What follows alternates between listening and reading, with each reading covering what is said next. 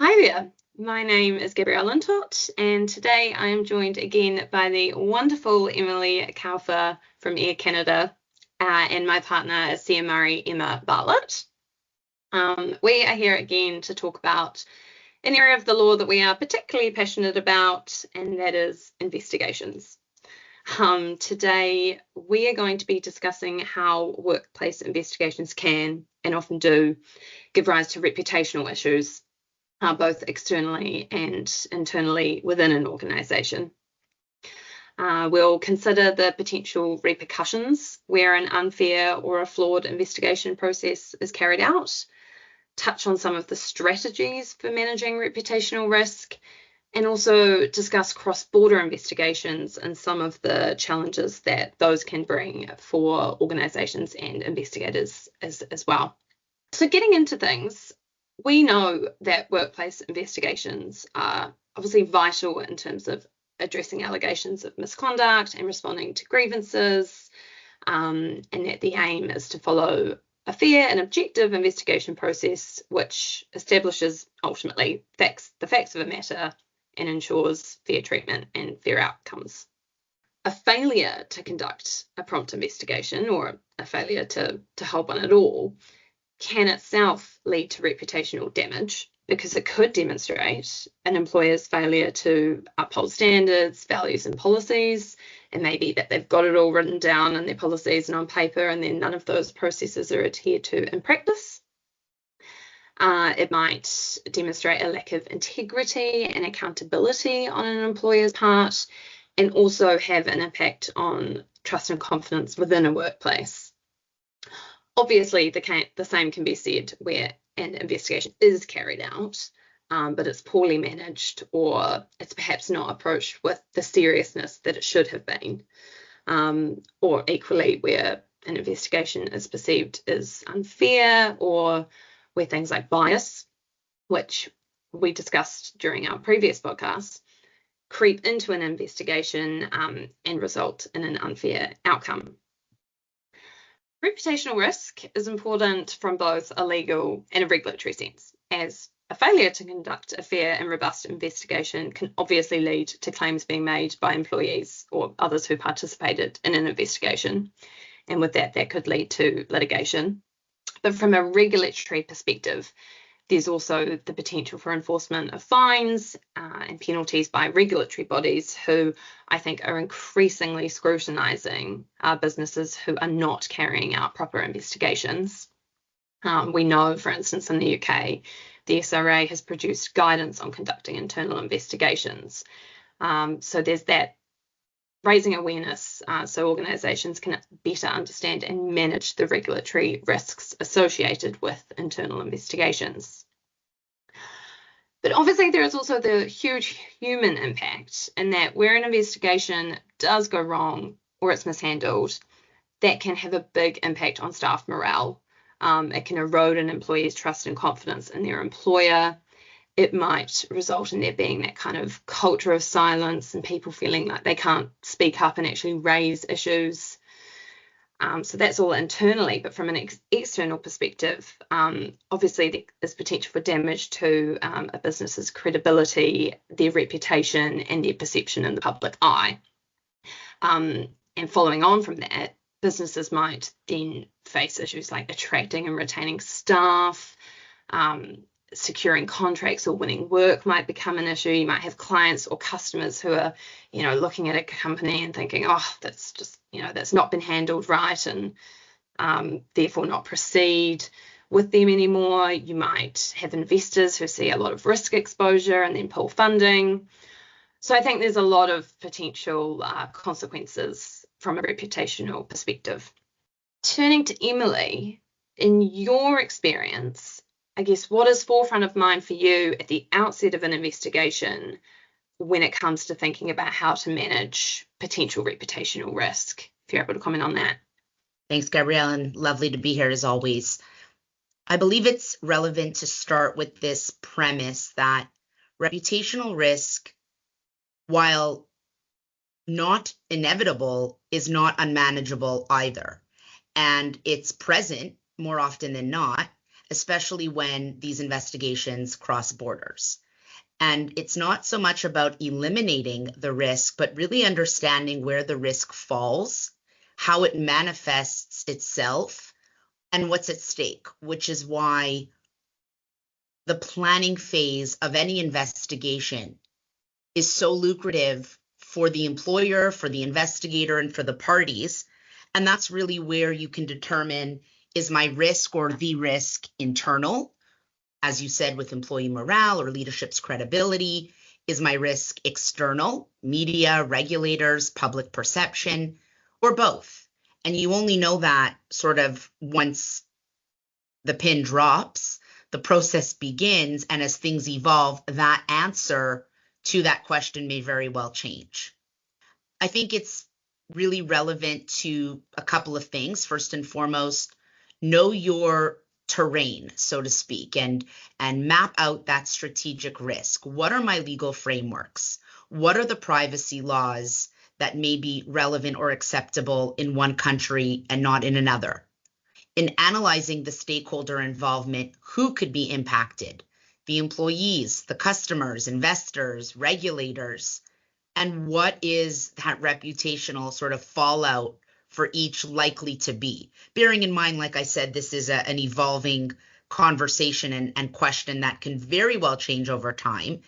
And we're all really great, moonlighting as, these pivoters who can chameleon their way into being one thing at the onset of the investigation and something else later on. And that's important too, right? Because you can map out the best case and worst case scenario and the likely case for reputational outcomes before launching an investigation, but be prepared for that to change. Building, I think, also a shield before that storm, identifying clear protocols based on your policies, selecting the best person for the mandate, especially in sensitive cases where there's the need for independent, neutral investigators to build on that credibility is going to be really relevant.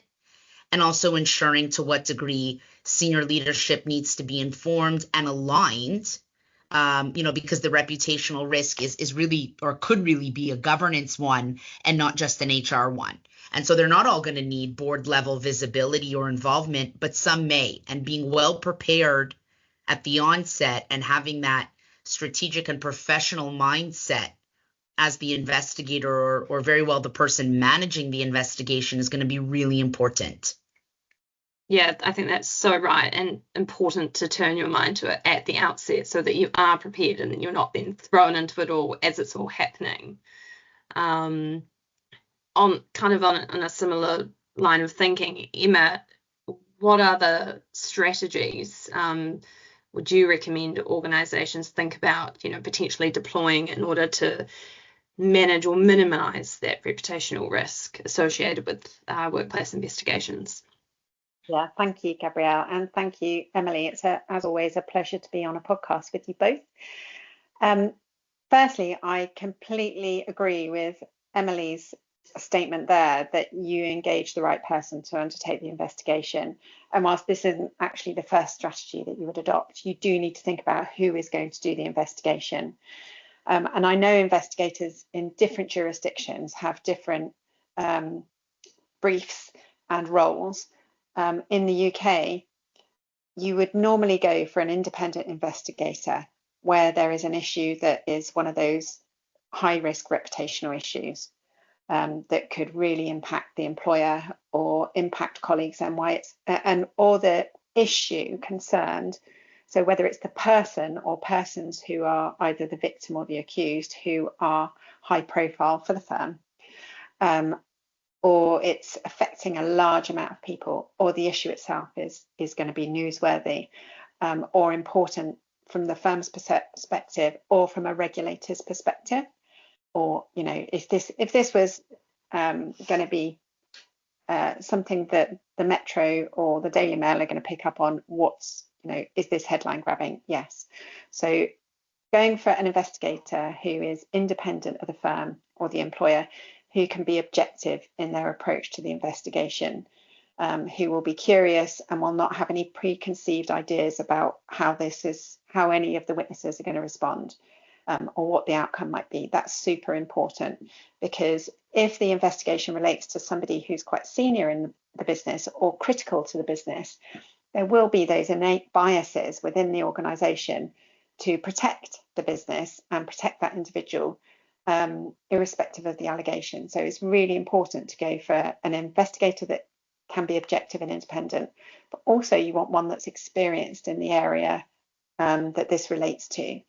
So complex, typically, we will either undertake or advise on investigations which relate to human aspects of the workplace. So harassment, bullying, misconduct issues, those sort of things. So having an experienced investigator in that regard is going to be really important, because they will be able to understand the issues that they're being asked to investigate. And an experienced investigator will also, and this isn't directly relevant to reputational issues, but you do want somebody who's going to produce a report that's going to be easy to understand. So that's my first takeaway, which Emily also had touched on there. Engage an experienced person to do your investigation. Secondly, we have to be clear about confidentiality, and be transparent with the people that are going to be participating in the investigation. So you can't promise confidentiality or anonymity to any witnesses, victims alike in an investigation. In order for you to carry out an investigation that's going to be productive, you will not be erring on the side of saying, well, I can't tell the other person that you're a witness, because you want to be able to fairly undertake your case. But what you do want to emphasize, and this is to deal with the confidentiality and maintain a strategy that will allow this investigation to be kept hopefully within the walls of the investigation and not go broader, is to not tell the witnesses that they can't talk to anybody about it, because that can make people think that it's not being conducted fairly. But to obviously tell any witnesses that you would expect them to treat anything that they discuss with the investigator confidential and not to talk about it, because that could harm the investigation. And it's about bringing that person on board, that there needs to be a fair investigation undertaken. And if all of the witnesses or others are talking about what they're saying to the investigator, that's really super unhelpful. So trying to set the parameters of the confidentiality is going to be really important. Perhaps the first strategy that you have to do is pull out your own policy or policies that are relevant to the investigation, and that will help you guide your terms of reference and the way in which you conduct the investigation.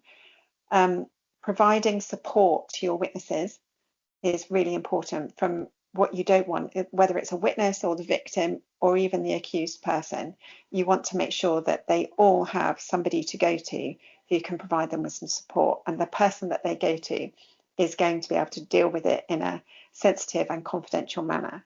So where you have somebody who's accused of, I don't know, bullying or harassment, or there could be sexual misconduct in there, they may need support that's more than the employee helpline that's provided through your medical provider. So you might want to think more broadly about whether there's some crisis assistance that can be given to that person. If they are a high performer, it's the sort of thing that could bring their mental health down very quickly. For anybody who's a witness or a victim in the matter, potentially the same thing, to be honest.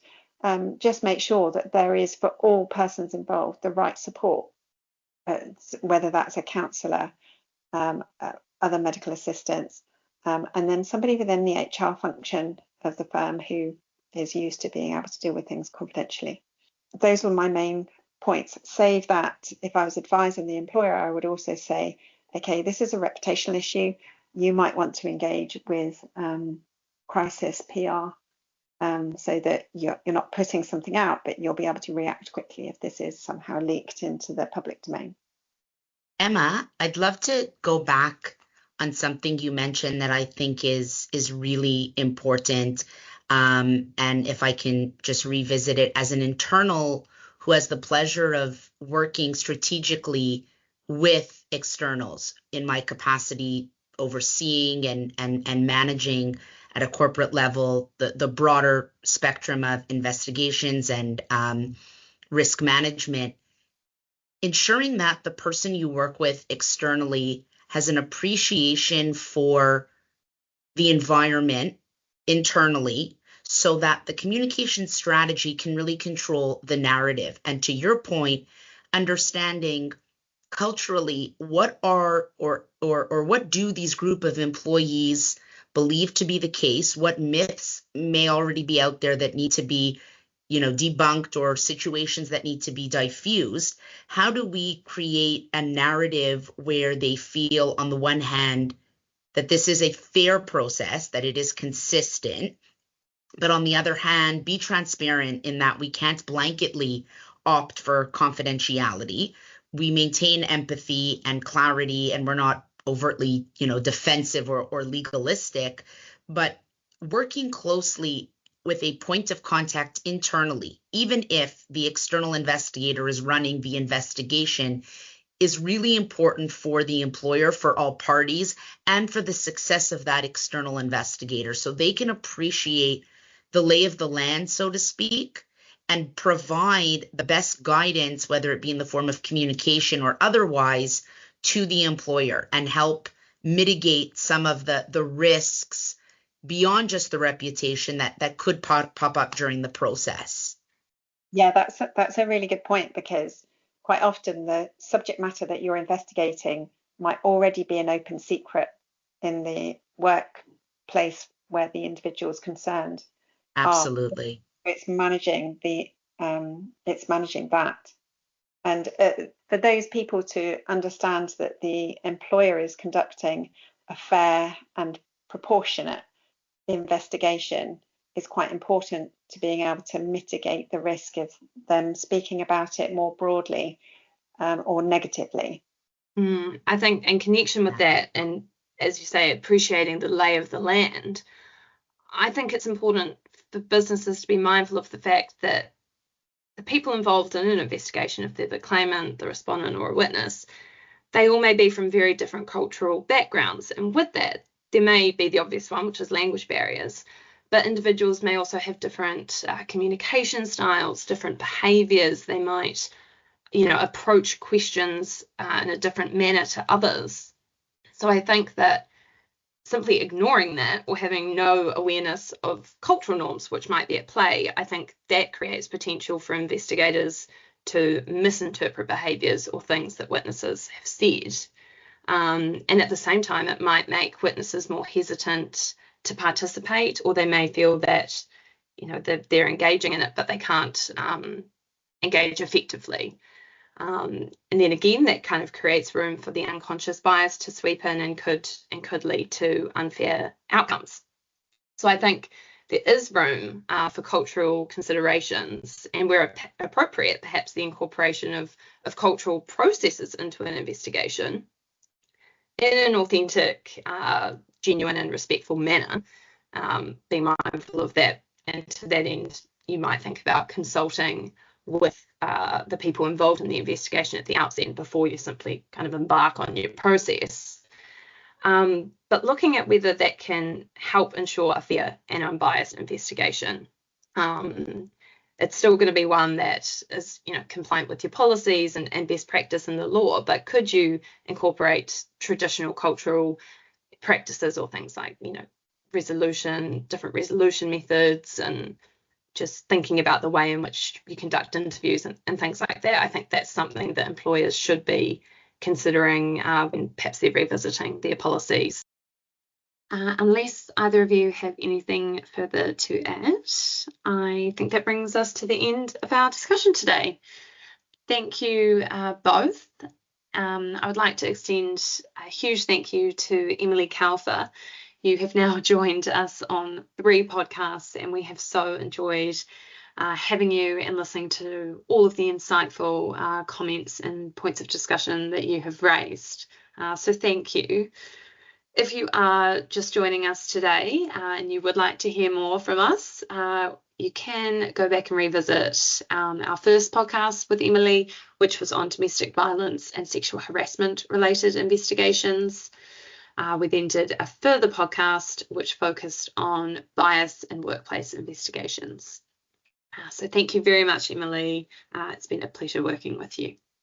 As always, ladies, it was a pleasure, and thank you.